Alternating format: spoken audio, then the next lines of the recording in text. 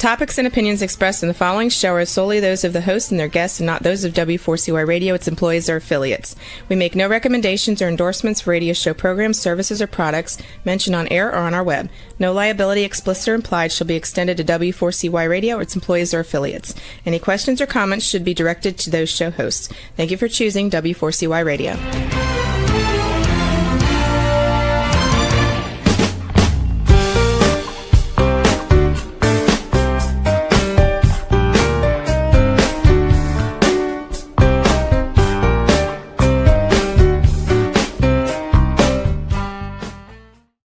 Hello and welcome to the Connected Table Live. We're your hosts, Melanie Young and David Ransom.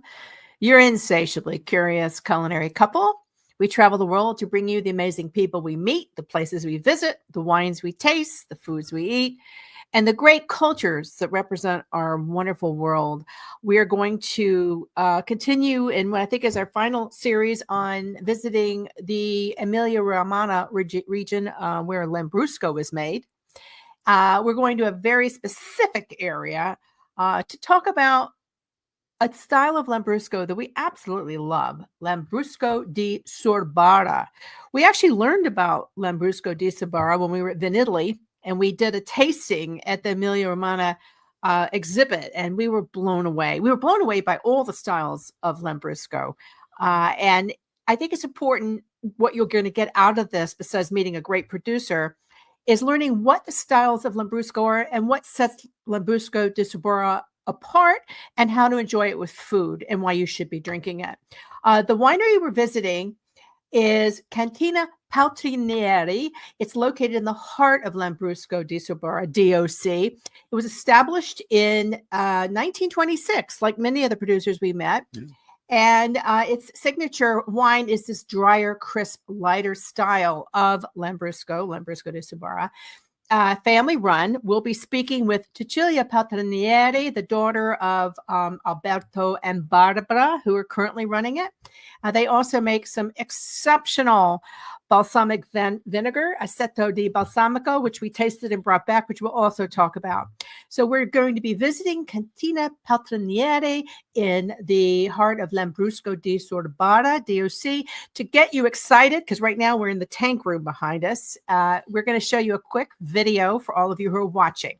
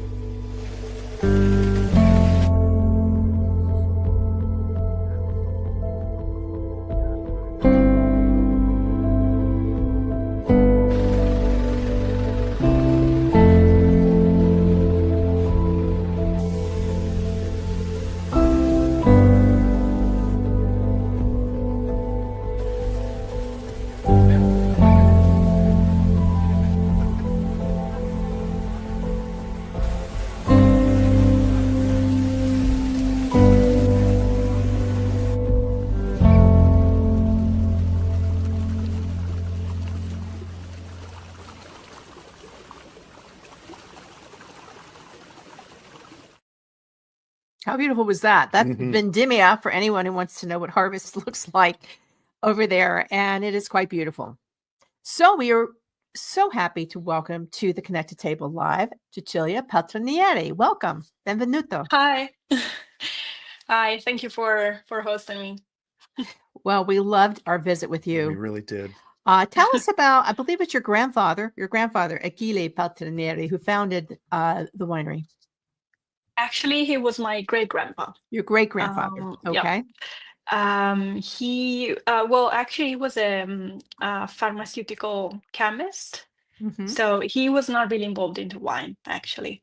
But he was very connected to this land, of course. And I'd say he really started to make wine more as a family tradition, as a hobby.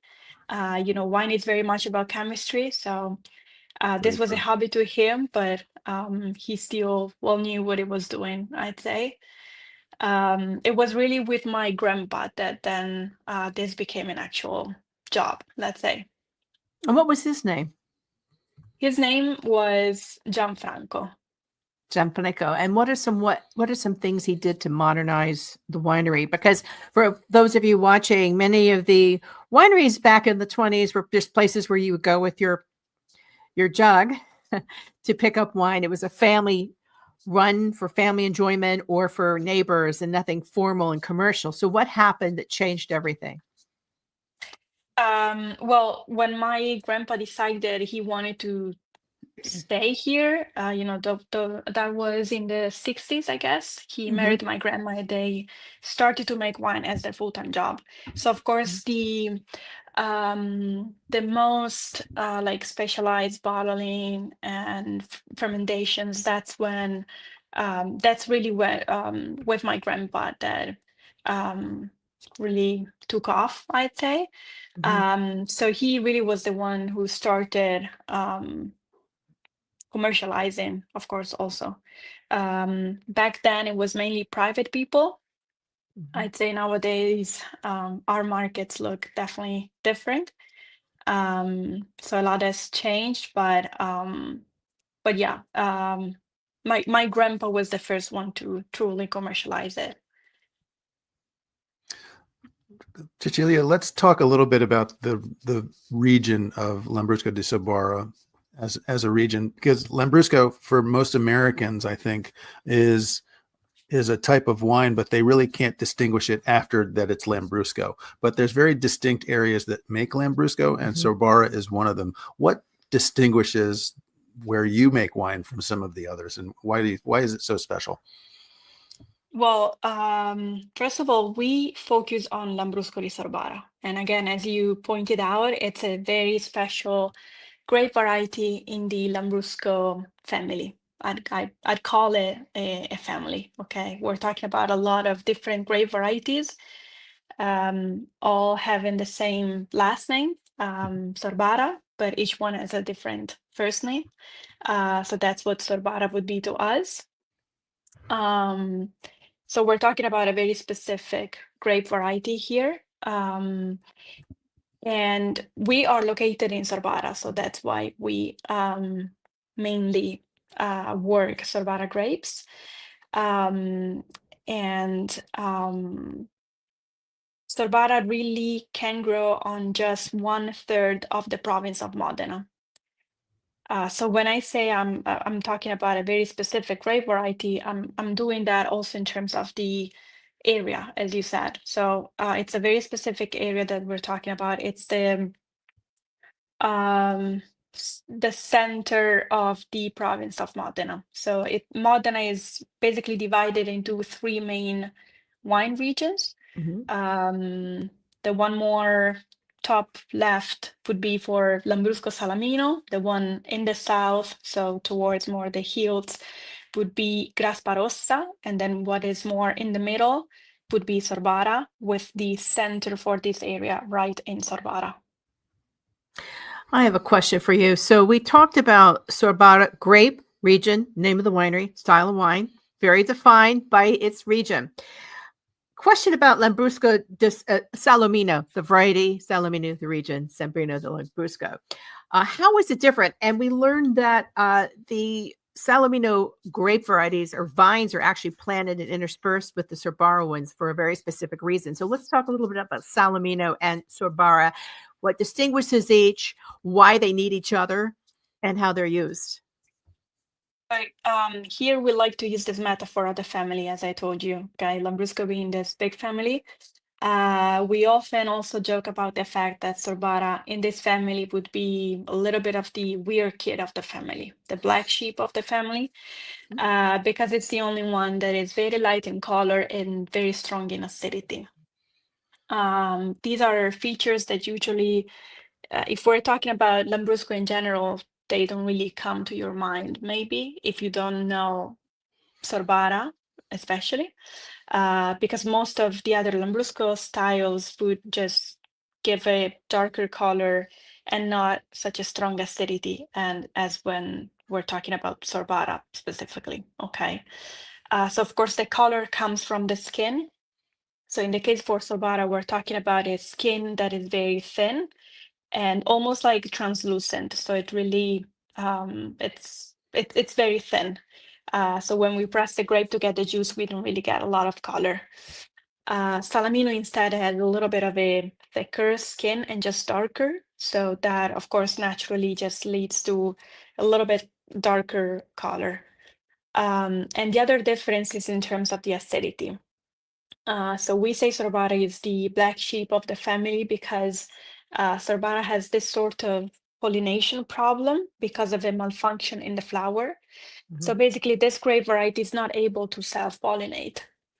That's why people have been planting Salamino grapes right next to Sorbara, because Salamino functions as a sort of pollinator for Sorbara. So we're really looking at a sort of cross-pollination here. So Salamino just spreads more pollen around, giving a higher chance for Sorbara grape to also get pollinate, well, the flowers. So it really needs Salamino. Yeah, and it helps the grapes grow with more uniform characteristics and size to avoid millerage. So that's an interesting thing we learned when we visited you. For those, you touched briefly on Lambrusco di Sorbara. Let's talk a little bit more about it because there's quite the range, but there's some commonalities. So there's some commonalities in Lambrusco di Sorbara, and then there's ranges. Let's talk about the commonalities, what distinguishes it, and then maybe through discussing your wines, we can talk about how they're different. Well, what distinguishes Sorbara is really the color and the acidity. These, I'd say, are the main characteristics for this grape variety and this wine. So in terms of the color, we're really looking at this sort of very pale pink color, almost like a rosé style. Right. And then the acidity again is very strong. Then of course it depends on how you are vinifying that wine. So of course with, for example, very I don't know, like longer fermentations, you get the acidity a little bit rounded up, of course. So you can definitely work on that. As for the color, we really like the light ones. So what we do is basically we do very gentle presses. So we're not breaking the skins much to get any more color than what we want to have. And we don't really do any skin contact. So no maceration at all. But again, that's really our style. So I told you Sorbara, of course, per se is already kind of light, but we actually like to even go a little bit lighter. Okay. And then as for the acidity, we also like to work on that too, meaning we have a total of 8 different wines. And especially what changes is the secondary fermentation, which definitely has effects on the acidity too. Behind us is your winery, your tank room. Talk to us about your what styles you use. You tend to do a lot of Charmat wines. You also have Ancestral. You also do Classico. So let's talk about that. And for those who are wondering what those bright yellow, red, distinguished tanks are, talk to us about those. And because they're very rare to see. They're very unique to your winery.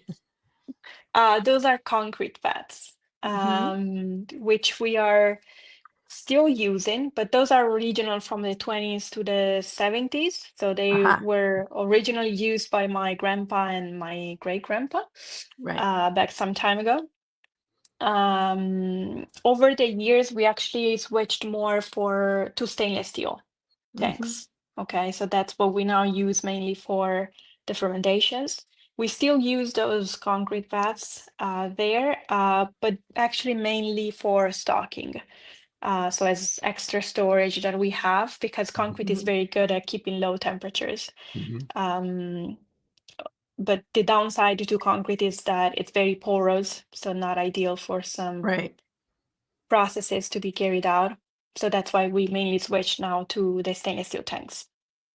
And this for is- the methods, yeah, Yeah. So this is the historic cellar. yeah, Taking you yeah. back. We also toured. Um, Remember, we toured through the modern, Yes. the modern version of the winery as well, which We was just were taken by the yellow and the red. It's very beautiful. Yeah. So the methods, let's talk about that. And let's talk about, maybe by doing that, talk about the different wines that you make using the different methods.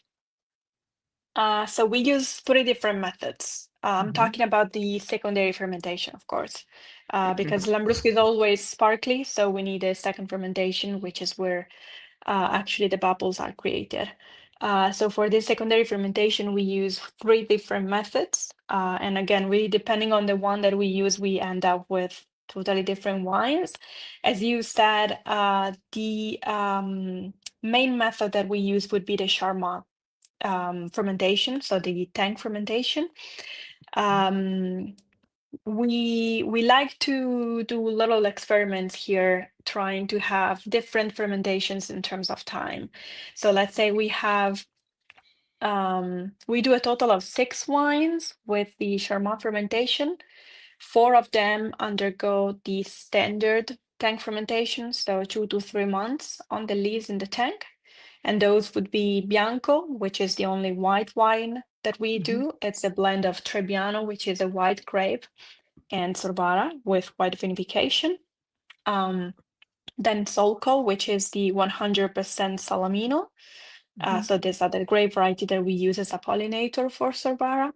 And then Piria and Sant'Agata. Piria is the traditional, it's the most traditional wine that we make because it's a blend. So 70% Sorbara to 30% Salamino. And then Sant'Agata instead is 100% Sorbara. Actually, the first wine that we issued in 1998 as a Sorbara 100%.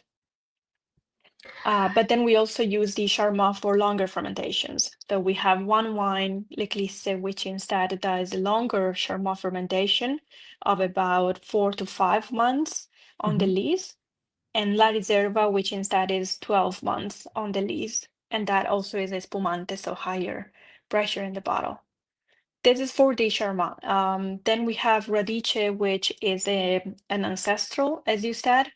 We prefer to use bottle fermented, but it's similar ideas there. So the whole fermentation happens in the bottle, so it's a cloudy wine because the yeast just deposit at the bottom, like a patinat style.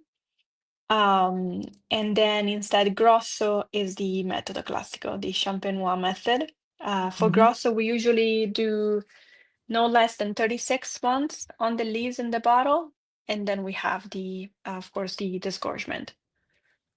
It's quite the range. It is quite the range. Yeah. They make. I think Yeah. we tasted 8 wines overall. Yes. And I think that's what your production is too, right? Yeah. 8 wines. And we started with the Bianco dell'Emilia, which is the 50% Trebbiano de Modena, because Trebbiano can be from a lot of places. And it's the Charmat, 2 to 3 months on lees. Then the Piria, as you said, which was 70% a DOC Lambrusco, 2024, 70% Sorbara, 30% Salamino. Had a lot of fresh strawberries on it and a very beautiful dusty pink color. Yeah. The Salamino kind of softened the wine. This is, if you really like a traditional sparkling rosé, you're going to love the Piria. Really beautiful. Of course, my personal favorite for the name is Sant'Agata, the biodynamic wine, 2024, 100% Sorbara and Charmat. A lot of stoniness and mineral qualities, again, light strawberry, and it was named for the patron saint of breast cancer. So I like that one. Sings to my heart. I have a personal affiliate with Sant'Agata. She's my saint, my patron saint. You referenced the La Riserva Also 100% Sorbara with free run juice with a longer fermentation, 12 months Yeah, only. What did you think this was about that? a reserve style Lambrusco. Yeah, very It was different. just lovely. Yeah, a lot of brioche character, You know, I noted. You know, a lot of Lambruscos that come out into production are bottled with minimal lees contact, so maybe Yes. 1.5, maybe 2 months. Mhm. But what they're doing at Paltrinieri is they're really taking that a step further with a bunch of their wines and doing 6 months, even 12 months, which is what the one that we were La just talking Riserva. about is the La Yeah, the Riserva. Reserva, which is interesting. It's not a DOC because Reserva does not exist in Lambrusco de Correct. Sorbara DOC. It is a unique wine. This was a 2023. I got some apricot, vanilla brioche, very elegant, a gastronomic style wine. Of course, the Radice is one of your best sellers, as I Mhm. understand. It's kind of an interesting. It's kind of like a slight orange, salmon, golden color Yeah, it's like based on how you Color. put it. like a good coral color. Like almost like the back of these tanks, that yellow and And Radice, I think, means root in Italian. does it yes, not? It right. does. Yeah. A nod to your family roots. Yeah. The label of that wine is a map, an old map of where we are. Mhm. So it's a sort of, way of saying this is where our roots are. We've been here for quite some Yeah. time. It's available. The Polaner Selections is one of the importers, Vigna Verde in Texas, but Polaner, New York. Most of these wines are available in the United States, correct? Yeah, depends on which country we're talking Or about, state. but yeah, we have different importers for every state, so Mhm. Mhm. not everybody carries the same Right. things, but Mhm. um, pretty much all of them are present in the US. Yes. Now, the Grosso, two more wines we tasted, and I'd love to get your thoughts on these. We're both looking at our notes. The Grosso 2021 was a Metodo Classico, 100% Sorbara, Pas d'Ossé, aged 3 years in bottles, and only limited to 6,000 bottles produced. It's got some. It definitely has aging potential. Yeah, you know, another thing that I liked about Paltrinieri is that they vintage date all their wines. Yes. They don't release a non-vintage wine, so which I thought was very interesting because there's a lot of production out there because it's autoclave, Right. and they can bottle whenever they want, kind of on demand. Mhm. They'll release as they go along, but you Yeah. actually take that extra step and say, "This is the vintage, and this is what we've got in the market now." Which leads us to the last one was Soco Lambrusco. I don't see a vintage on that. De l'Emilia IGT. It's 100% Salamino, so it's a totally different Mhm. wine. And it was more red purple, so you went into a much deeper color. I got some sarsaparilla on that, which is root beer, dried cherry, vanilla, and Mhm. cocoa and clove, so a bit spice and amaretto. It was interesting, and has a shorter 2 to 3 months only. It's very unusual wine compared to the other ones. Definitely kicks up a notch in terms of the spice and characteristics. Wonderful range. Wonderful range. How do you work with your parents? Talk to us about Alberto and Barbara and you and your role and how you all work together as a family. Yeah, actually, since you visited, also my brother joined. So now Okay. it's 4 of the family and other 5 people. We are a total of 9. Mm-hmm. Um, and then of course my grandma is always there making coffee for everybody. But Including us. yeah. Yeah. I think it's really well, we found our own balance. Of course, it's important to have that. Everybody has things they do, different tasks, of course. But so far this has been pretty fun, I'd say, too. Interesting for sure. Did you go to university to study something else and then join the family winery, or did you study? I did. I majored in economics in Bologna. Uh-huh. So Uh-huh. I take care more of the office things and hospitality. Mhm. My brother, he majored in viticulture, so he's more in the production side, Mhm. and he also likes to go into the vineyard. So I don't know if he'll master in the winery or more in the vineyard. We don't know yet. Maybe a little bit of both. But yeah, he's definitely more in the production field. So, talking about hospitality, why don't you share with our viewers and listeners the kinds of tasting experiences you would offer to tourists who want to enjoy a visit to Paltrinieri? And also, how far out of Yeah. Modena, which is probably the hub for that area, how far away are you from actually the city of Modena? We are less than 20 kilometers far from Modena, so 15, 20 minutes. Yeah, so Mhm. pretty close. So it's an easy trip out. An easy trip. You Yeah. can hire a driver, and what kinds of experiences do you taxi. offer? What are popular? Everything by appointment, of course. Yeah, mainly, yes. We usually do tours every day except Sunday. Mhm. Usually in the afternoon, but on Saturdays, even in the morning. And I'd say we mainly have two different types of tours. So one that is a little bit more basic. Of course, both of them include the visit to the winery. We also have a small balsamic room, so we're always happy to show that too. But all of the vinification processes, the fermentation processes, the bottling, of course. The difference between these two is just in the tasting, meaning one is a little bit more of a richer tasting, also in terms of the food included. So you do offer And food. yeah, charcuterie So boards, very local. Yeah. yeah, I think we had some food. Everybody, our Yeah. trip was arranged by the consortium for the region of Lambrusco, so we felt very treated beautifully wherever we went. Grazie per tutti. Let's talk about the Aceto di Balsamico, which is balsamic vinegar, which is very famous in the Modena area. And I think you were the only producer we visited That had one that on site. actually had an on-site production cantina.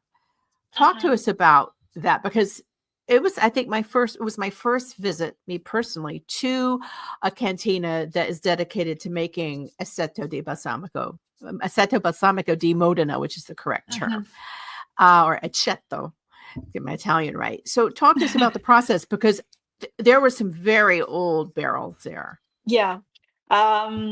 So that for sure for us, it's more of a niche thing. It's definitely not our focus, but my grandpa, 60 years ago or so, started this production for balsamic. So we have this balsamic room, and of course we're always very happy to show it to people, because it's our little treasure that we have there. We're talking about 10 batches, each of about 6 barrels. And all of these batches are aged at least 55 years. So what we make there is balsamic aged 55 years. Wow. Which doesn't really mean you just keep it there for 55 years and kind of forget about it, set an alarm for years later. What that really means is that every year you've always pouring the new vintage, kind of like a Solera method for wine. Right. Where you just every year in wintertime, so when temperatures are steady, you top off every barrel with the new vintage. You have a little bit of space in every barrel, because during summer, a small portion for every barrel has evaporated due to the Angel heating share. temperatures. Yeah. Yeah. It's a similar thing. Yeah. So we basically never stopped doing balsamic, so that's why we say that we make a 55 years aged one. I think you pointed out one barrel in the room that was the one that was I think your mother's wedding present or your grandmother's wedding present, something like that. My wedding present, Your wedding present. actually. But there was one that there was Because a very old one in the corner that was I think the oldest one that was created by your grandparents. Is it common to give a barrel yeah. as a wedding present? That's a lovely gift. It's more used as a dowry, actually. So you start a batch when you give birth to a daughter or a son. It's mostly used for daughters, actually, as with the tradition. And then that would be used as a dowry once the daughter would get married, basically. Wow. Yeah.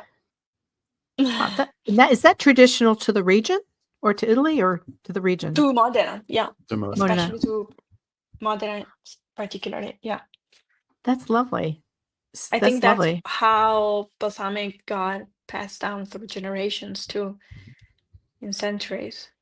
Well, we Well, it was brought back a bottle, we which we're brought back a enjoying bottle of, I think, drip by drip. which we've already poured over ice cream and enjoyed. Yeah, our favorite way is to do ice cream or yogurt or anything. It's wonderful, and we encourage everybody to. We did not go on a official tour. I think yours was our only one, but there you can, when you're in Modena, you can actually sign up to do Aceto di Balsamico di Modena tours, and we encourage everyone to consider doing it because this is unique to the area, much like Lambrusco is unique to the area and uniquely Italian. And it's a great gift. I mean, that was the first, when we went to visit with you, I said, we've got to bring back some of this because you can't get it in the United States at the quality level. At the quality level. And the price level. I mean, it's going to be a lot more money here in the United States. It's an amazing gift. And you do have an online shop. Now, if somebody in the United States wants to shop, do you ship to the United States or do you only? We do. Yeah, we do. You do. You do. It's probably best to contact us via email or just online. We have a short form where you can just leave a message on the website. And the website is Cantina Paltrinieri.it. That's easy. Yeah. Very easy. Wow. I mean, this is a great gift. And of course, the wines are available throughout the United States. There's also a shop as well. You know, what we learned is when we've been traveling in Italy and probably other EU countries, is there are facilities that will arrange to direct ship to you because many of the wineries we visit, or some of them, don't necessarily have importers and they have direct shipping, which we were surprised to learn. In fact, one winery that we met in Vesuvius, that's all they do. And they do it very well through their wine tourism program. So Cantina Paltrinieri will be celebrating its centennial in 2026. We met Lombardini, which was celebrating, and Bertolani. What are your plans, your family planning? Well, for sure, we'll have a big party here. Kind of like what we did for the 90th anniversary. Lots of people, and we were able to raise some money for charity that time. Oh, so that's nice. wonderful. The idea is to the plan is to do something like that for sure for 2026 as well. And then we're probably thinking about also having smaller events, niche things, probably like very focused on specific things, like a vertical tasting of one of our wines. We usually do those on L'Eclisse or Radice. We did one last year, and we went up to 10 vintages. So you taste the same wine through 10 different vintages. We're definitely thinking about it. Still in process, but thinking about how we'll celebrate. I have in my notes that Paltrinieri has a relationship with an artist, Fabrizio Loschi. Loschi. Loschi, thank you. Remind Jar, remember, what was that all about? Maybe you'll be working with him to do something commemorative.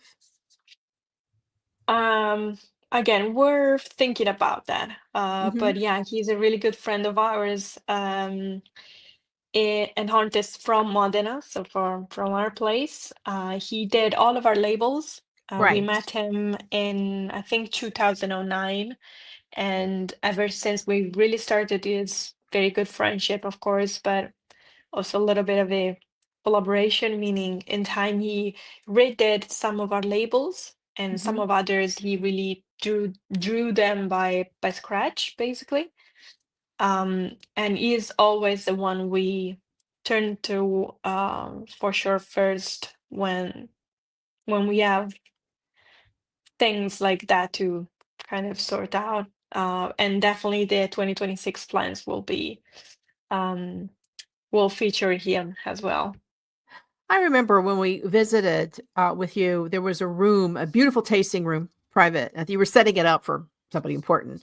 In fact, you were setting it Oh, up no, because no, your they were, consulting winemaker was yeah, coming in. they were doing the trials. Yeah, to see you were what- doing the trials, and yeah. you were working with Attilio Pagli, right? Our winemaker, yes. Yeah, and he was coming in to do the tastings to Mhm. see where we were with trials, as David said.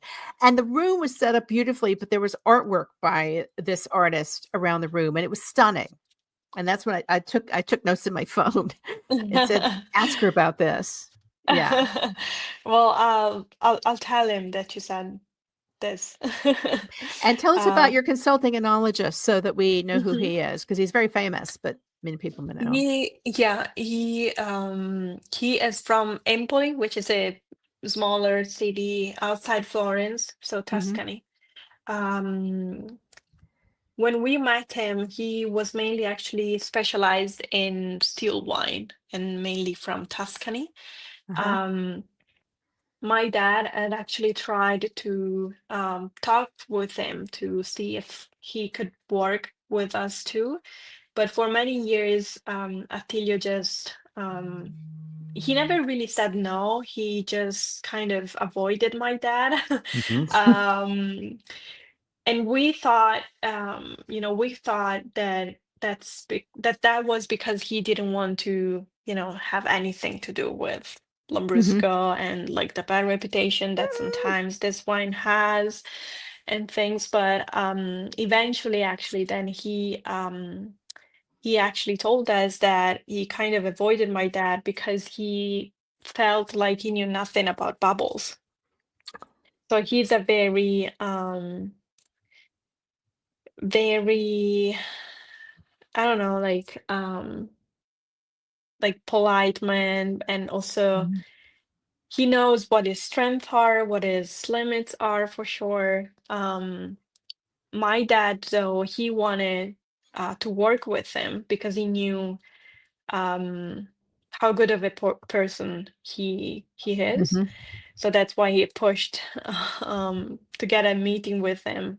Mhm. And eventually in 2008, we started working together. So Well, good for your it's father for being persistent, yeah, because it looks to be a very important working collaboration. Mhm. And I absolutely. hope the Yeah, trials that day, later that day, people were coming in to taste the wines. I hope they were successful. they were. Yeah, thank you. Yeah. And the harvest this year, how was it? Um, mm, Depends on the points of view. I'd say quality-wise, we're very happy. Okay. We did a little experiment this year. We handpicked a couple of batches this year because we knew the quality there was very, very good. So we Mhm. wanted to preserve that the most. So quality-wise, very happy with that. Problem is always with diseases, actually. Mm. So the quantity was definitely not as great Mhm. because of all of these diseases that are attacking the vines. Of course, then basically just leading to much lower yields too. Uh-huh. Yeah, Is that due to climate change? definitely. Yeah. Yeah. Yeah. New insects that were not here Huh. year before and that are bringing over some diseases for which there is no really cure yet. Well, if People it are kind of brings stagnant. you, Yeah. if you brings it any consolation, that seems to be a global problem. Right. Particularly the disease, the Fun times. insects that keep jumping over to from continent to continent. But hopefully, what we do know is that universally, it is something that everybody is looking to address. It is top of mind because climate change Mhm. is real, and everyone will work together and collaboratively to find new systems and technologies and potentially plant new varieties to address the situation. Yep. Yeah. Well, honestly, it has been such a joy. David's pointing at a picture. What do we? Well, I wanted to bring up before we go, while we were visiting and touring with you through the winery, we walked past a stack of barrels that is an experiment that I think your brother is working on, right? Which is a Solera wine that you all are producing. Why don't you tell us a little bit about that project?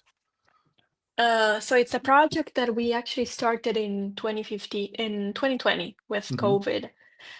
We had this barrel, which we were actually using as a liqueur for Grosso, the Champenois method.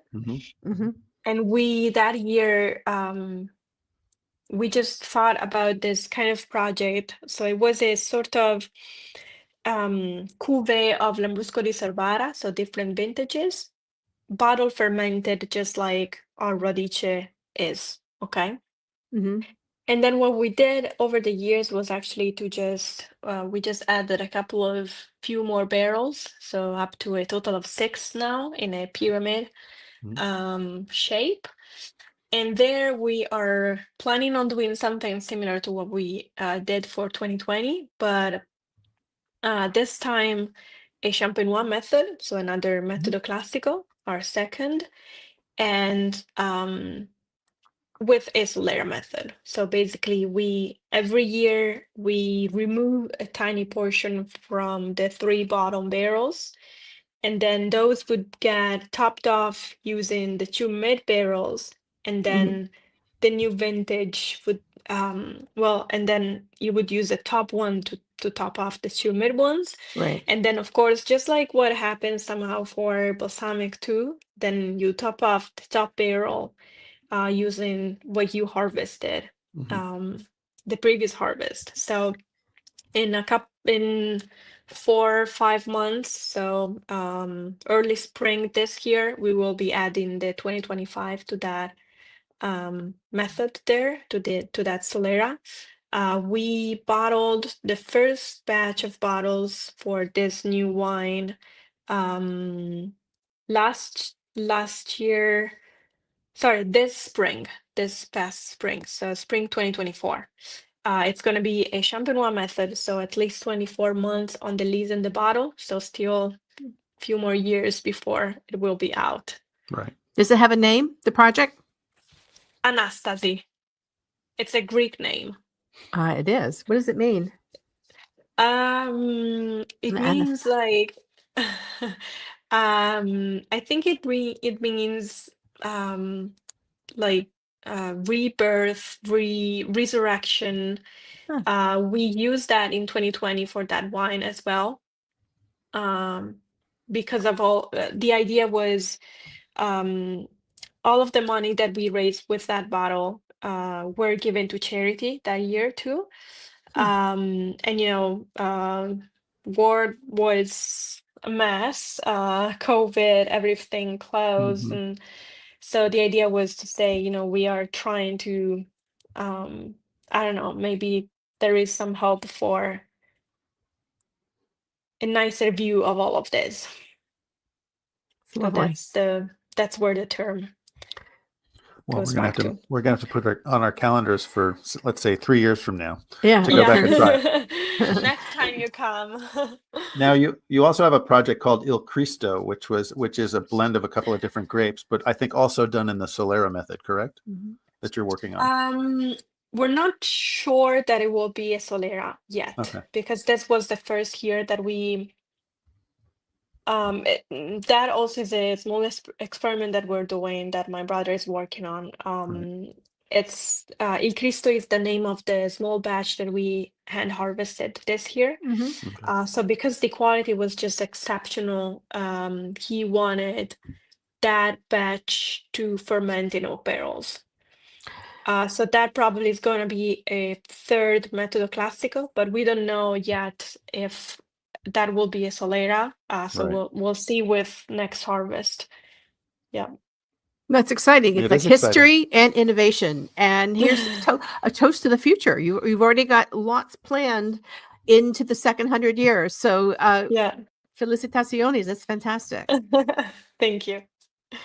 Well, it's been a pleasure visiting with you again, and we can't wait to toast with you in person again. We raise a glass to you and your Same family. for We don't me. have one. We raise a glass, my water glass, to you and your family at Cantina Paltrinieri. And again, you can go on the website, shop, look, and of course, the wines are available through Polaner, mainly Polaner, but other importers as well throughout the United States. So thank you very much for joining us. Thank you for hosting me. Yeah. And for all of you watching and listening, you've been listening to the Connected Table Live with Melanie Young and David Ransom. We've brought you another wonderful edition of our series spotlighting the Lambrusco wines of Emilia-Romagna. So why? Because we want you to explore your palate, expand your horizons, and we always want to eat, drink, and explore you to inspire and travel and taste. And always do it and stay insatiably curious. Thank you.